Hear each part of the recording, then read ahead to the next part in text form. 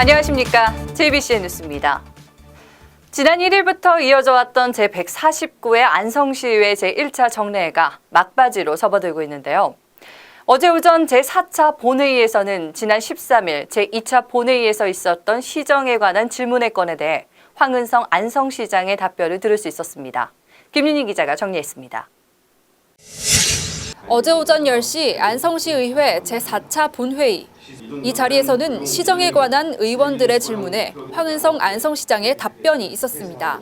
먼저 이영찬 산업건설위원장이 제기했던 시설관리공단 환경미화원들의 부족한 휴게실 문제에 대해 입을 열었습니다. 황은성 안성시장은 우선 세심한 부분을 챙기지 못해 유감스럽다며 지난 17일 직접 휴게실을 방문해 시설의 열악함을 파악했고 시설관리공단과 협의해 화장실과 샤워실 등 시설에 대해서 개선할 것이라고 밝혔습니다. 공통적으로 화장실과 샤워실, 세탁실 등에 대한 보수가 필요한 사항으로 제1차적 운영관리기관인 시설관리공단과 협의를 통해 소유 예산 및 내용 관리 방안을 조율하여 환경 개선 사업을 반영될 수 있도록 조치할 계획입니다. 정기 정밀 점검에서 안전도 양호 등급을 받은 안성교와 안성대교에 대해 안전을 핑계로 과대한 예산을 투입하는 거 아니냐는 김지수 의원의 지적에 대해서도 답변했는데 앞서 교량 공사 현장에서 주민들을 직접 만나 이야기를 나눈 영상을 상영했습니다. 위험이 아주 좋은 것 같습니다. 구상이 참 좋습니다. 왜 있는 데는 여수를 가보니까요. 조형물을 이렇게 한번도 조명을 비춰놓으니까 저게 도대체 무언가 하고 호기심 같은 사실. 준공 후 17년이 지나 노후된 안성대교는 육안으로도 보수할 부분을 많이 발견할 수 있다며 보수와 함께 교량 디자인을 변경해 안성시의 경관과 함께 정체성을 확립할 수 있는 기회라고 기대했습니다.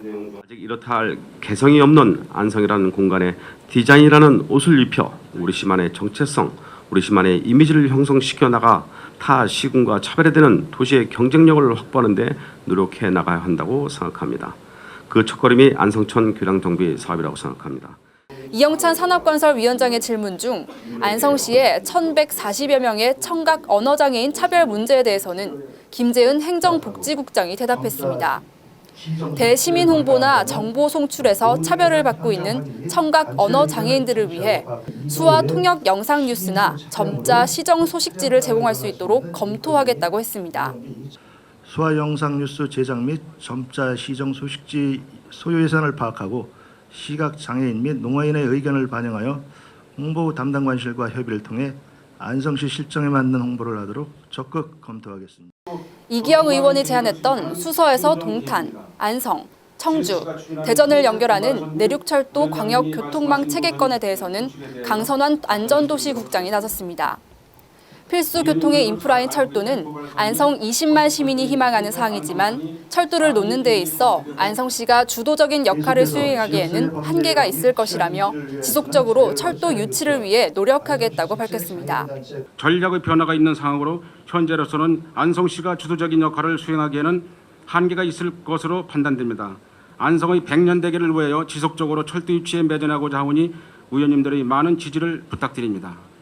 이날 제4차 본회의에서는 황은성 안성시장이 나서 직접 시정에 관한 답변을 전했지만 안성천 교량사업과 내륙철도 광역교통망 체계 구축 사업건에 대해서는 보충 질문에서 여전히 같은 얘기가 반복되는 등 의원들에게 시원한 결론을 주지는 못했습니다. 제149회 안성시의회 제1차 정례회는 오늘을 끝으로 마무리됩니다. JBCN 뉴스 김윤희입니다. 다음은 간추린 소식 전해드리겠습니다. 경기 수원시와 안산시, 서울 동작구 등 전국 11개 지자체를 대상으로 한 2015년 범죄 예방 환경 개선 사업 제막식이 21일 수원 매교동에서 열렸습니다. 이날 제막식에는 김현웅 법무부 장관과 남경필 경기도지사, 그리고 염태영 수원시장이 참석해 사업의 중요성을 알리고 성공적 사업 추진에 대한 의지를 전했습니다. 수원시 매교동은 지난 5월 법무부가 주관하는 2015 범죄 예방 환경 개선 공모사업 시범 지역으로 선정돼 앞으로 법무부와 공동으로 사업을 추진할 방침입니다. 또한 KTNG 지원을 받아 레인보우 크로스워크 조성과 벽화 사업 등을 진행하고 주민 협의체를 중심으로 범죄 없는 마을 만들기를 위한 다양한 사업을 추진할 계획입니다.